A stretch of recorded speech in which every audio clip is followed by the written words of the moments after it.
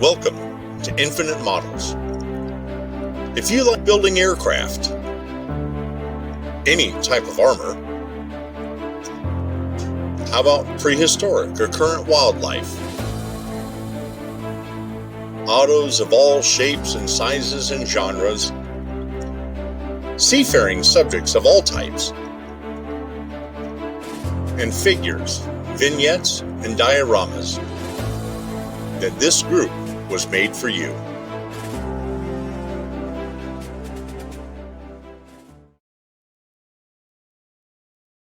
What's kind of happening? I have told you guys a number of stories in here about the F-105F and the combat nail and missions like that, special modifications, very heroic things that go on. F-86s fighting MiG-15s in MiG Alley and some of the combat up there. A-26s covering people during the very early perilous days of the Korean War. The 79th Fighter Group and how they just destroyed the German division that was retreating from southern France. And so all of those things had very impactful and climactic conclusions to their stories, but those Stanley has served, Fred has served, a number of you in here, Bob Dedman has served, a number of you have served in the military, and those of you that have truly understand that, well, not everything has an exciting climax. Not everything is heroic.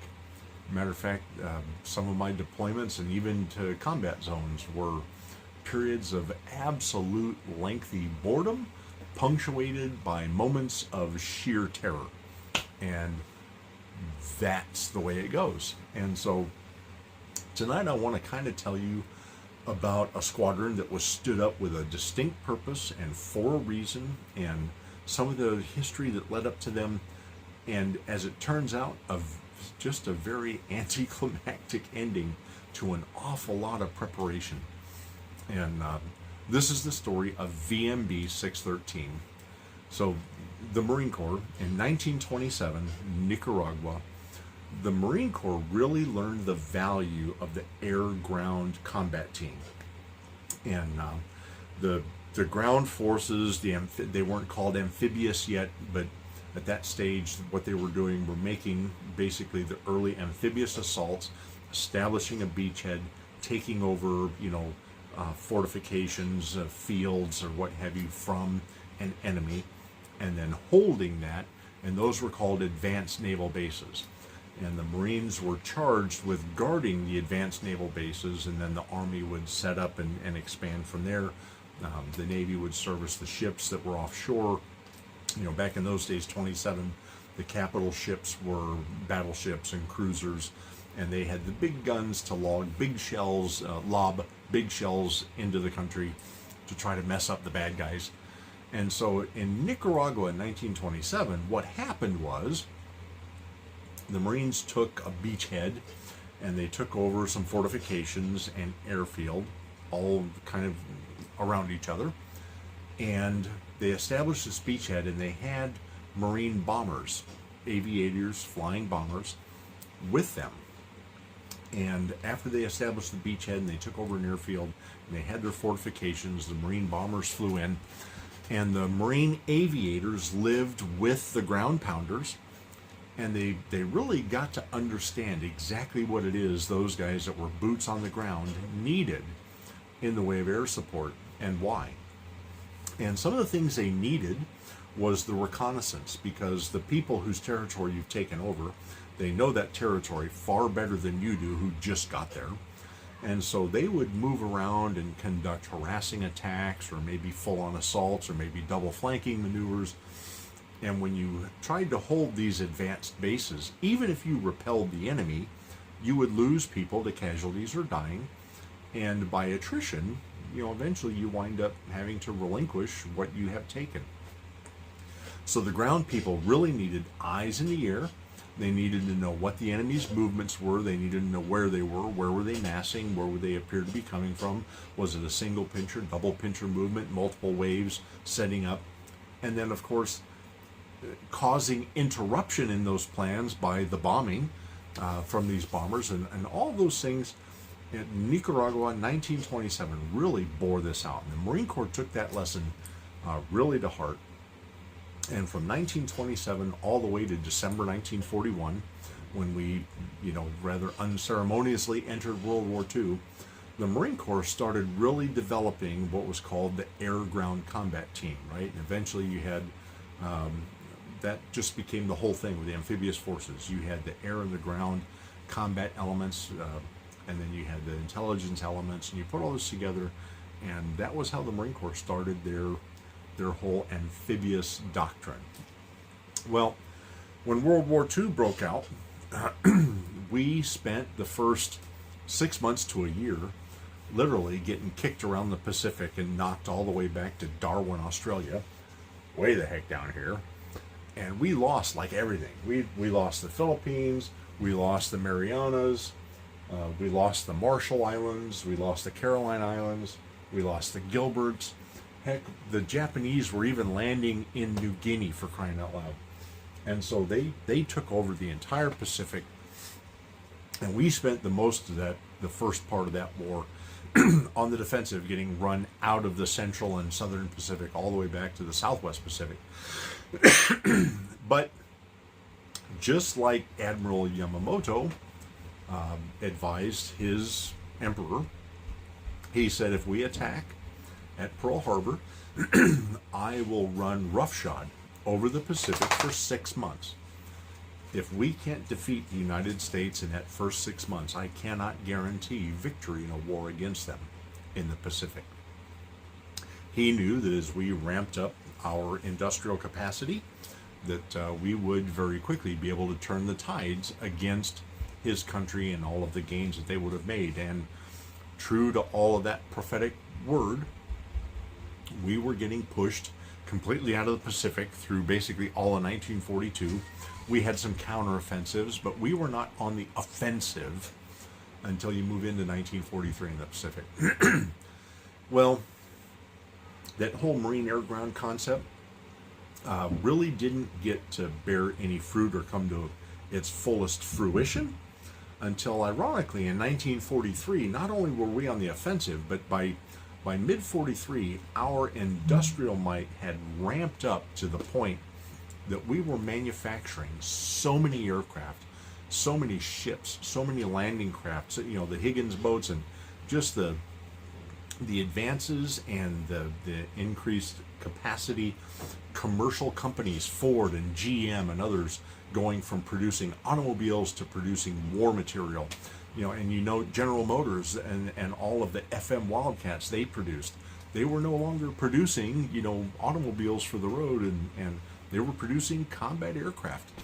And so our industrial might really ramped up. And by 43, we had been producing so many aircraft that even the U.S. Army Air Forces and the U.S. Army Air Corps, they had a surplus, a big surplus, of B-25 Mitchell medium bombers. And so the U.S. Army Air Forces, they turned and they gave a whole bunch of B-25s to the Navy and the Marine Corps. Under the Navy designation, we call them PBJ. They were still Mitchells. But the first groups of PBJs were basically PBJ-1, and they were the equivalent, the functional equivalent to the Air Corps' B-25C. And the B-25C had dual controls for a pilot and a co-pilot. You had a navigator, you had a rear gunner, you had a radioman. There was something like 7 people on the airplane. Well, 1 October 1943, Marine Bomber Squadron 613 was commissioned at Cherry Point, North Carolina. And so during this ramp up in 43 with all this excess war material, we had so many PBJ-1 medium bombers diverted to the Navy and the Marine Corps that Marine Air Group 61 stood up with 8 B-25 PBJ Mitchell squadrons. They stood up. VMB was, Marine Bomber Squadron, VMB. They stood up VMB 413, 423, 433, and 443. And there was also VMB 611, 612, 613, and 614. And tonight I'm just going to tell you the story of VMB 613 and their area of operations and how long it took them to get there. It's really kind of a crazy, wild story. So VMB 613 commissioned 1 October 1943, Cherry Point, North Carolina. By 16 November, they finally had their commanding officer assigned. It was a Major Harry Baker. And Major Baker was famous because he earned the Distinguished Flying Cross at Guadalcanal in late 1942. Very distinguished pilot. Had all of his ducks in a row, eggs in one basket. The guy was sharp. And so he came in, and his sole purpose in life was to make VMB 613 combat ready as quickly as possible for a quick deployment to the Pacific fighting the Japanese. So the PBJ-1, that aircraft, they got 3 of them. Commissioned the squadron. 16 November, they get all their pilots, and they all came from, it was Training Squadron 8 down in Florida. And all of the pilots that came to them, they'd been flying PV-1 Venturas, PBY Catalinas. They were flying R-40 Goonie Birds. Like, none of them, but very few, not really none, but very few, even had any stick time in a B-25 or PBJ. No stick time in a B-25. But these guys all showed up. The guy was made the commander, Major Baker, on 16 November. That same day, they get their full complement of pilots. And so the Army had already shown that the B-25 was very capable at skip bombing. And Major Baker starts them off, and they're building their training syllabus. I mean, literally, it's like, okay, we got all these planes. They've never been used by the Marine Corps before. So what do we use? How do we use them for? What kind of mission can we fly? Now, how do we train for that? And they're literally making this up as they go. And so these guys are getting crazy. They're putting together a training syllabus, and they're doing formation flying, night navigation. They did some fixed and free gunnery exercises. Skip bombing, what the Navy and Marine Corps called masthead bombing, kind of low-level attacks on ships. And they were doing all this because they had 3 aircraft, so they set up their tactics and techniques for a 3-ship formation. And eventually they got a few more aircrafts. They've got, several PBJ-1s running around, and now they got 2 3-ship sections that are training. And the training was going, so, I mean, these guys in like December of 1943, they flew 1,237 hours in 1 month. That's how much flying and training these guys were doing. They were pushing hard to get ready to go to SWOPA, the Southwest Pacific Area of Operations. Morale is high. As they're getting more aircraft, they're maintaining a very high readiness rate. Everything is good. Well, late January 44, they had to get rid. They shipped out all of their PBJ-1s. They disappeared, and they start getting in the PBJ-1Ds. And so when the 1D came in, they had a real severe increase in firepower. Not only because in the B-25C variant, the PBJ-1, you had 3 50 cals in the nose. You had a turret with 2 50 cals that was on the dorsal spine but back near the tail. And yeah, like this one, the turret is back here near the tail. Excuse me. And there was a lower turret that was retractable in the B-25, and that went away, and they put an ACR or ASG radar down there. And so that was the Navy and Marine Corps variant, and that was what they received. Now those go away, and they get in ones. The PBJ-1D, you've probably seen, they're called package guns or cheat guns, where you had a package bolted onto the side with 2 50 cals. So you had 2 sets of cheat guns, added their 4 50 cals in the nose.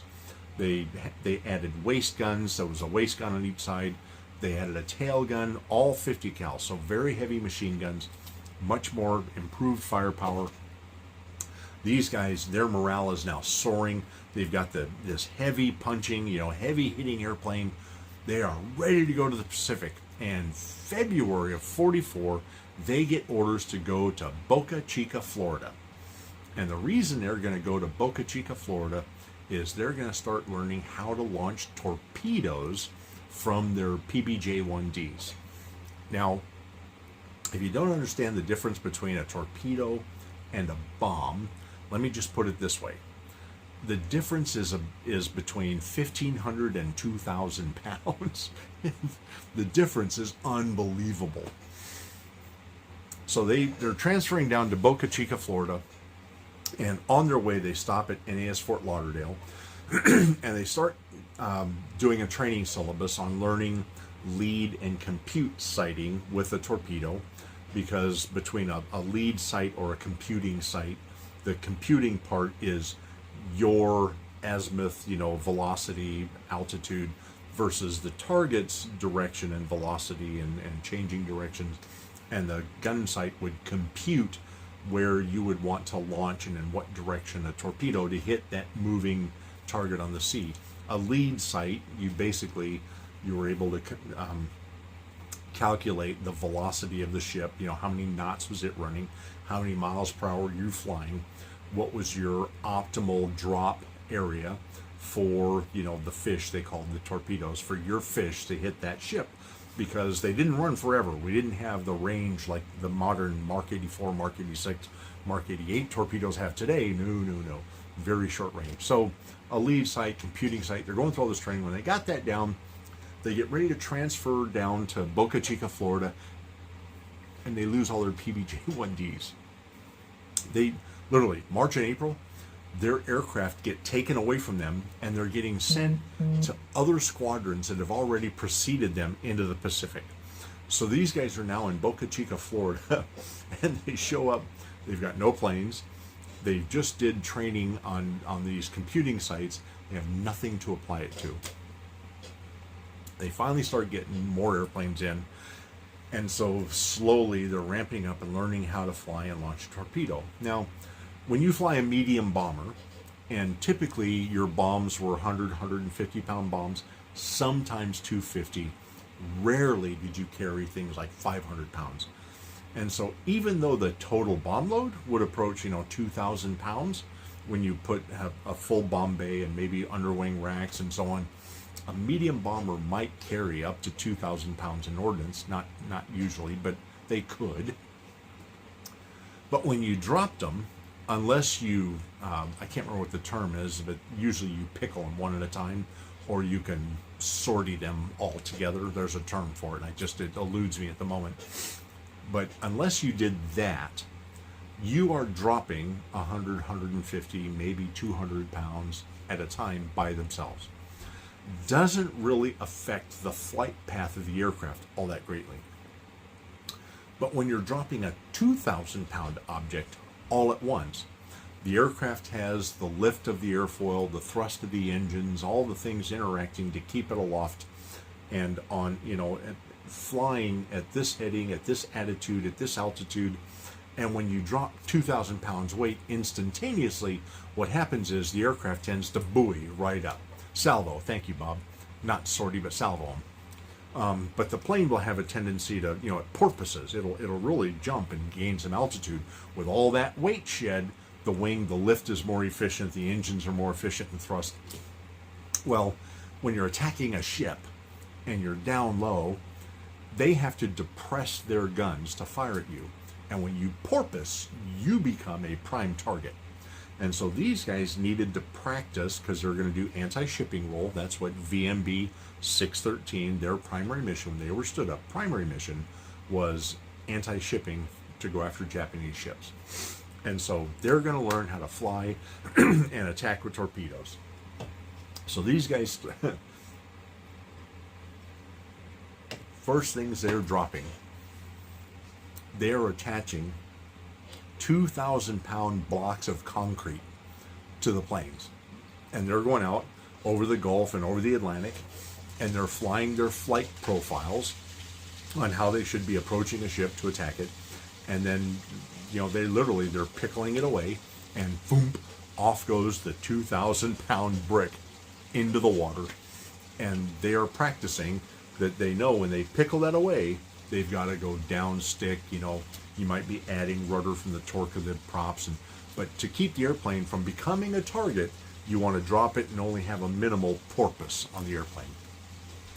And once they kind of have that skill down, then they moved and they gave them live torpedoes. And the whole concept here was, between the lead and computing sights and the weight and the flight characteristics, what they were training them for proper torpedo launching was called a hot, straight, normal launch. You wanted to be hot, flying at high speed, low altitude, and get straight, keep the airplane straight without doing the porpoising, and normal, maintaining a normal flight regimen, which also was your best defensive posture against the ships and firing back at you. So these guys are going through all that. All their navigation was done between the state of Florida and the country of Cuba.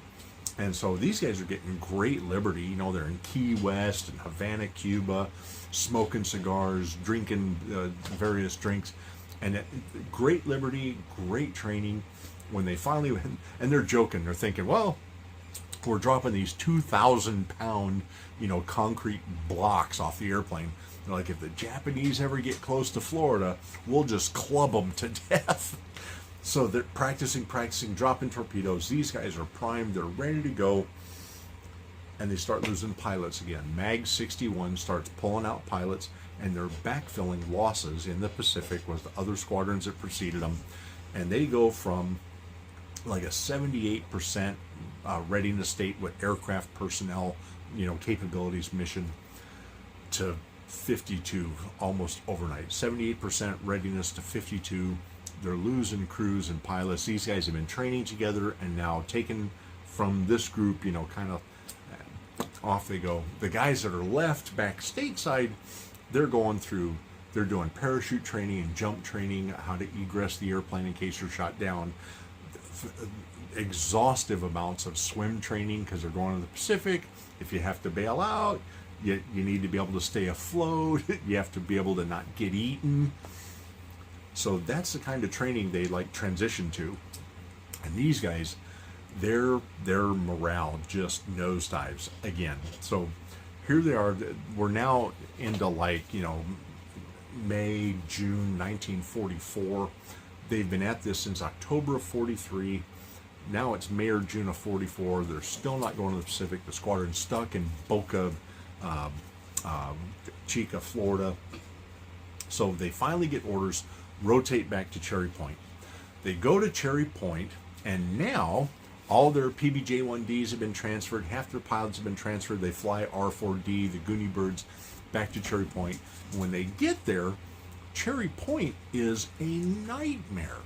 You've got 4, now when 613 rolls in, VMB 611, 612, 613, 614, not to mention all the Corsair squadrons, Catalina squadrons, PV-1 Ventura squad. Cherry Point is bursting at the seams. It's overcrowded. You have no space of your own to work, no hangar that belongs to this squadron.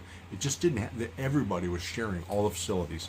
They had built up so much in manpower and aircraft, and we were training so much to send to the Pacific and to North Africa and so on, overcrowding out the wazoo. That was the downside. On the upside, these guys get presented with the latest hot rod, and that was the PBJ-1H. And the 1H came, not only did it have 4 50 caliber machine guns across the nose, but it had this great big honking 75 millimeter cannon right there in the nose. Now they took the turret that was back here by the tail, and they moved it forward to just behind the cockpit, about mid-spar on the wings is where that turret went.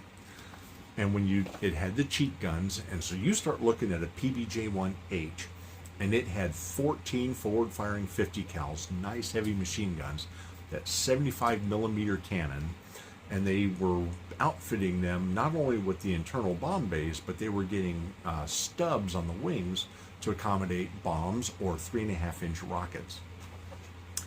We're talking high tech, certainly for the time. High tech, high kill volume, just hot rods. These guys They get orders and they move down to Newport, Arkansas. Get out of Cherry Point, go away. They move down to Newport, Arkansas. It was a former Army training base, has an airfield there. They get on site, and lo and behold, these PBJ-1Hs that are coming from B-25H production. So they went through a massive conversion to become PBJ-1Hs. And what they did was they stuck a search radar on it, and it had LORAN. There was an improved IFF, the identification friend or foe system. They put a rad out, the radar altimeter on it. These guys were going to do a lot of flying over water, long stretches and at night you need to know your altitude. So they put radar altimeters in them. There was a marker beacon. They even had an autopilot system installed so the pilot could sit back, and while he couldn't take his hands off the controls, he didn't have to fight the airplane. It did all that kind of on its own.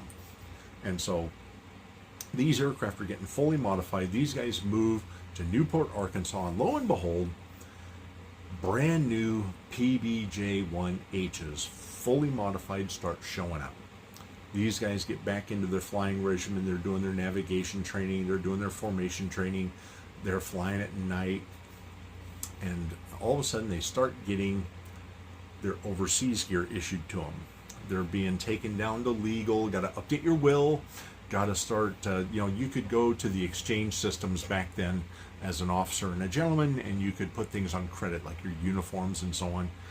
So guys were having to square up all their accounts with the exchange services and the package stores.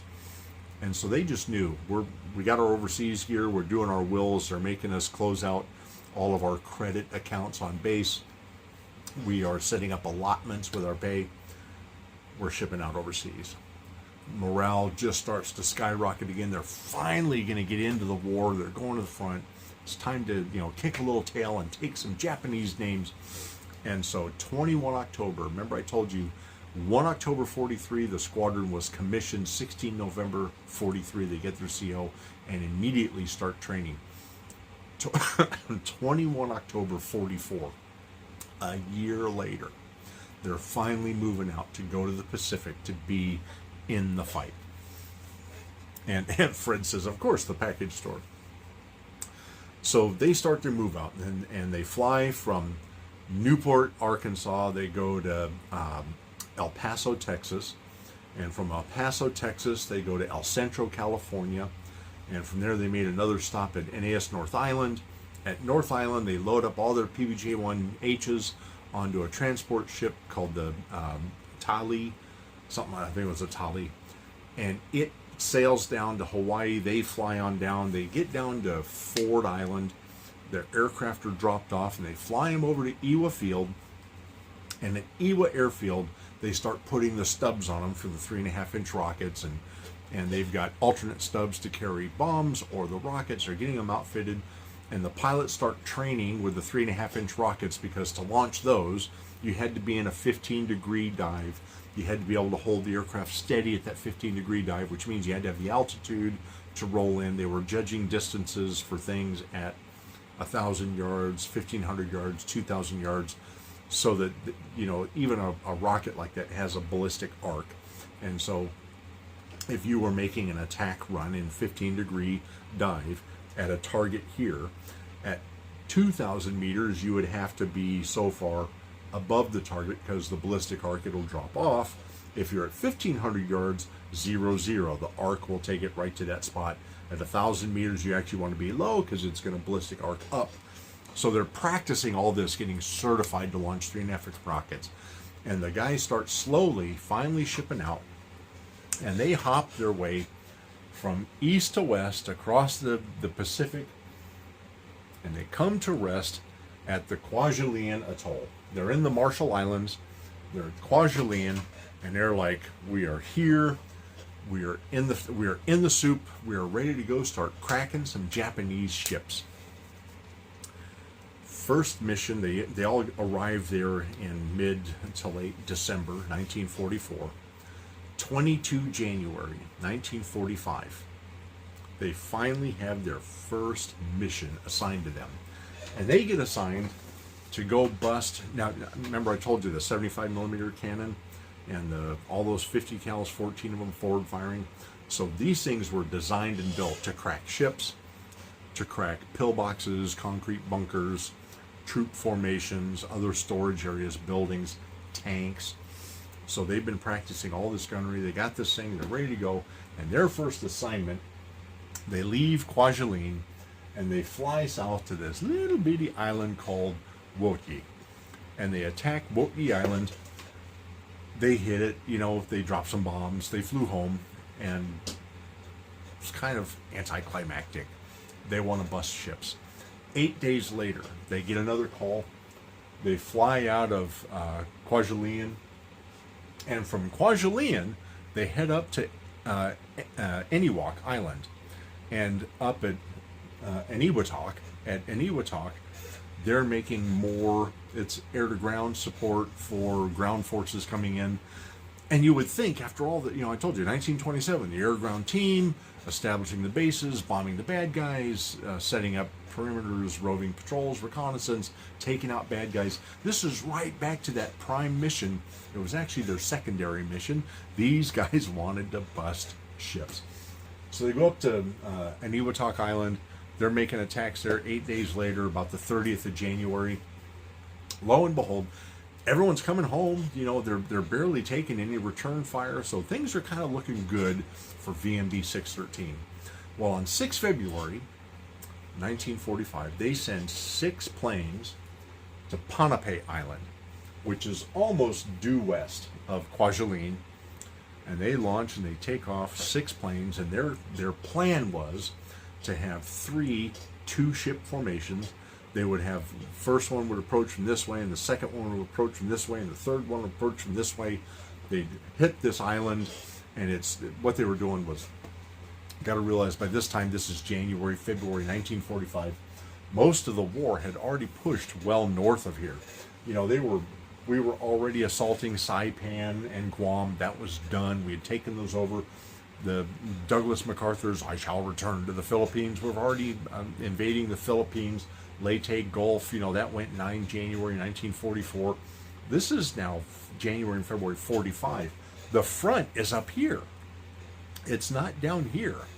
And so these guys are doing all this stuff on remnants of Japanese pockets of resistance, guys that have been cut off from their supplies. And so they're really not fighting at the front. And there's no ships. We've driven all the Japanese shipping, except for the occasional freighter or cargo ship that got lost or was fixed somewhere and is trying to, sneak back to its buddies. That none of the stuff that was their primary mission was down here. And so they take off from Kwajalein.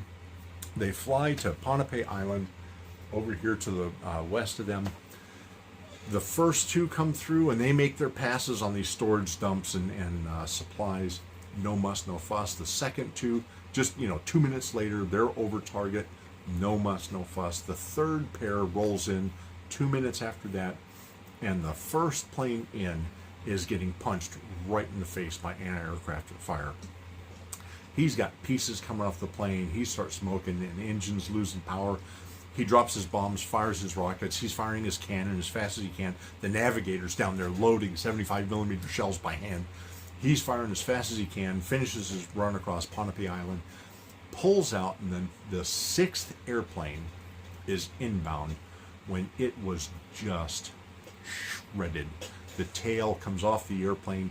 It flips inverted and begins a skid, and inverted, skidding, spinning like a frisbee. It goes into the side of a hill on the island. It erupts. He hadn't dropped a single bomb, hadn't fired a single rocket, hadn't shot a single 75 millimeter cannon. He was rolling in. It got hit, came apart, goes inverted, skids in right into a hill. The Lieutenant Elliott and all the crew lost. So they fly back to Kwajalein, and they're kind of contemplating this. And there's not a whole lot of Japanese aircraft down here at this time either. Again, everything had been pushed north. So they start working on their tactics, and they decide they need to lighten these airplanes up. So they remove the cheek guns. They take out, like one machine gun from the upper turret and not both. They pull the machine guns out of the waist. They have no need for them. There's no Japanese fighters around. They take the tail gun out. They are stripping stuff out. When you do that, when you take the tail gun out, you don't need a tail gunner. When you take the waist guns out, you don't need a waist gunner. When you take the turret gun out, you don't need a turret gunner. So I mean, like 3 people come off the airplane, all that gear comes off the airplane, they're lightening them up to make them faster, to avoid getting punched in the face like they did at Ponape, right in the nose. So they're changing this up, but still, they're not really having much success on landing anything. So they're flying hunter-killer missions with PB-4Ys from the Navy. They're doing a lot of hunting. There ain't a whole lot of killing. There's nothing to kill. They're doing these snooper missions where they're flying out, trying to see if they can draw anything out or see anything on the water flying at night, trying to, like I said, sneak back, to their friendly lines. And they start night harassment missions and patrols. Just not a lot going on. Finally, in May of 1945, 6 aircraft get detached from VMB 613, and they go all the way up to Saipan Island, and they join VMB 612 because they are now going to go start cracking some Japanese ships. They are the first squadron in the Pacific flying the PBJ-1H with that 75mm cannon. It's never been put to the test. It's never really been shown how efficient or how good it is. They're developing tactics. They're not developed. They have no one to share it with. They're doing all this stuff. They go up to Saipan. They flew up there for a few weeks. Goose egg. Not a single ship in sight. They finally fly back down to Kwajalein, join in with the rest, and for the remainder of the war, until the Japanese finally surrendered, they were relegated to, there was all these pockets of resistance on various islands. In our island hopping campaign, we hit, we left New Guinea and we hit Kwajalein and Palu, Eniwetok, Guam, Saipan, Luzon, Okinawa was up over here, pushing to Japan, but we left islands full of Japanese. We just bypassed them. And so what these guys were doing was they would go harass them. There would be one PBJ-1H that would fly out over this island, and it would start its mission at dusk and fly till midnight. So for 4 or 5 hours, they would fly over this island, and on one pass they'd drop a bomb. On the next pass they'd fire a rocket. On the next pass they'd shoot the 75mm cannon one time. And the irony is, those missions weren't designed to hit anything or to destroy anything. What they were doing was keeping the Japanese soldiers up all night. They couldn't go to sleep because every pass, 2 or 3 passes an hour, this guy's just exhausting his ordnance, everything he's carrying, over that 4-hour, 5-hour period. Well, at midnight, the next PBJ would show up. This guy goes home, and the PBJ that shows up would fly from midnight to 6 a.m., and he'd drop a bomb. He'd make a pass and fire his machine guns for 4 seconds. He'd fire his 75mm cannon. Well, when the Japanese finally agreed to surrender, and the surrender, that was April, I think, August 18th or so, because they dropped Hiroshima and Nagasaki on 9 and 12 April, or August. I don't know why I keep saying April, August. They finally surrendered a few days later, and they set up the surrender ceremony for September 2nd on the Missouri in the Bay. Well, when the Japanese finally agreed to surrender, the final mission for VMB 613 was flying over all those islands that still had Japanese soldiers that we'd bypassed and were now cut off from the rest of the war. They were dropping Japanese language surrender leaflets that Japan had surrendered, and the war was over. So October 1943 stood up high hopes, high expectations.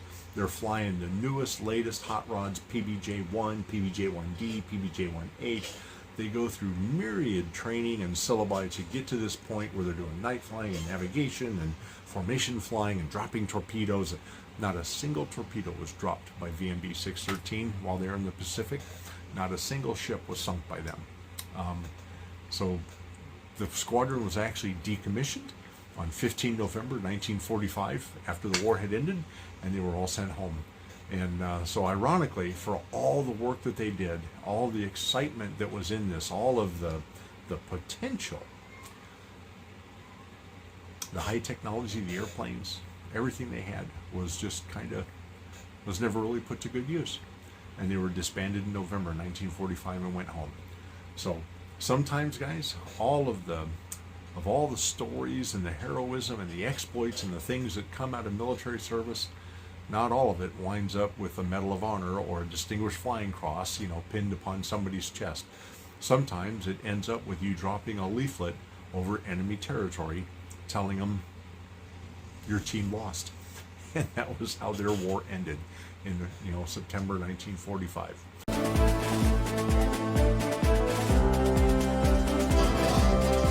We hope you have enjoyed this Infinite Models presentation.